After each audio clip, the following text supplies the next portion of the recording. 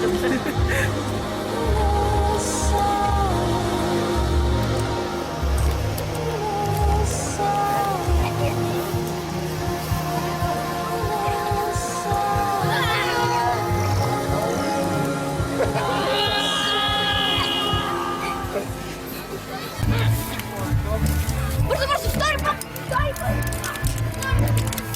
е най-готиният празник!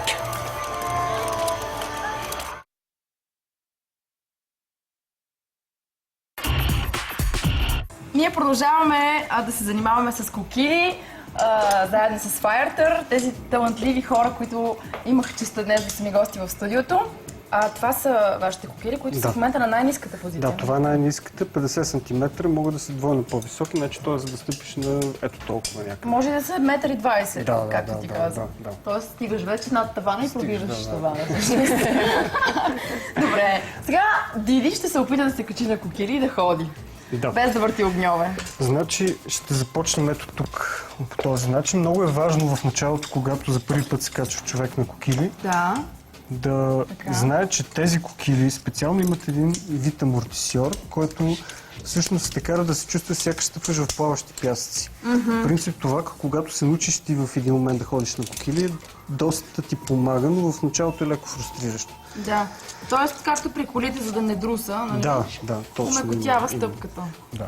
Ето сега може да се хванеш за рамото ми. И за моето може. Качихме се. Това е добре. Да знаете, че не е лесно това нещо изобщо. Не е лесно, то е както и с огъня, и огъня не е лесен.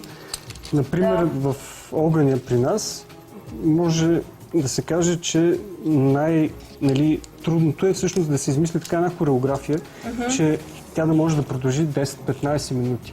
Да. Обаче как може да се случи това? Това не се случва лесно, защото фитилите, всъщност, които ние използваме, те са една специална кевлар, която е като гъбичка, напоява с създадената...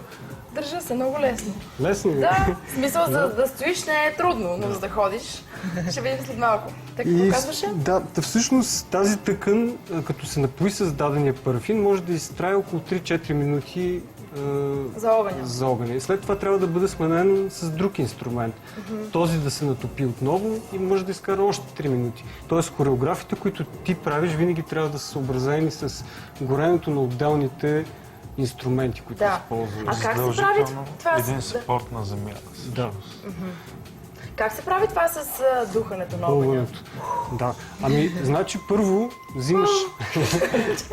взимаш една бутилка минерална вода, литър и половина и се научаваш така да изпръскваш през устата си, сякаш ти си един дезодорант. Тоест на много финни частички. Да, и да няма почти нищо, което да капа от устата ти. С практика. Така духаш по-скоро. Да. И всъщност, когато се научиш да правиш това, вече взимаш течността, която е забълвана и това се прави вече с нея, като винаги следиш на къде е вятъра. Това е много важно. Да не даваш, защото ако духаш срещу вятъра, ще се подпалиш. Да, наистина е много опасно. Всъщност не трябва хората така да го правят с каквато и да е течност. Трябва да е такава по-ниско екзотермична, т.е. Добре съм, държа се.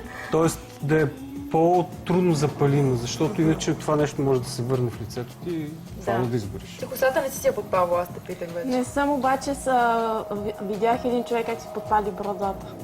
Ужас. А ти брадата подпалва ли? Само косата.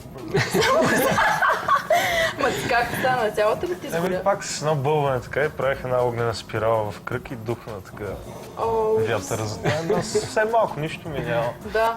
Аз между другото веднъж си подпалих косата, но не на кокили с шоу, а бях в едно заведение и пиех алкохол и се наведох на цвеща, за да кажа на здраве на всички и ми се запали цялата коса. Да, тя доста бързо гори всъщност. Много къдравата моята коса, особено тя беше... Аз обикновено си я връзвам с един шал така и хем е част от костюма, хем... Много е важно, може би, ако имаш дълга коса, предварително преди шоуто да я намокриш с вода и да я пребереш да не е толкова разтворена. Ясно, косата всъщност се топи, тя не гори. Тя се стапя, да. Добре, искам да пробвам да направя 2 крачки и да приключим. Уау! Браво, ето. 2 крачки направих. Да видим сега назад. Всъщност тези амортисьори... Чакай се. По-малки. О, не. Трябва да се научим да го правим това нещо по-скоро. Те са се научили вече. Оф кадър, нали, като не сме в кадъра, защото сега рискувам да падна върху камерата. Аз много се радвам, че ми бяхте на гости. И ние. И наистина правите уникално шоу. Надявам се всички зрители, които в момента гледат и са харесали шоуто на Fireter, могат да ми пишат на planetvoice@thevoice.eu, да влязат в официалния сайт на Fireter, който е www.fireter.com. и може да се свържете с тях, ако искате да получите уроци по ходене на кокили, въртене на огньове, салта във въздуха правите. Все още не сме, но може да правим. След 2-3 години може и това да правят. Благодаря ви. И аз благодаря.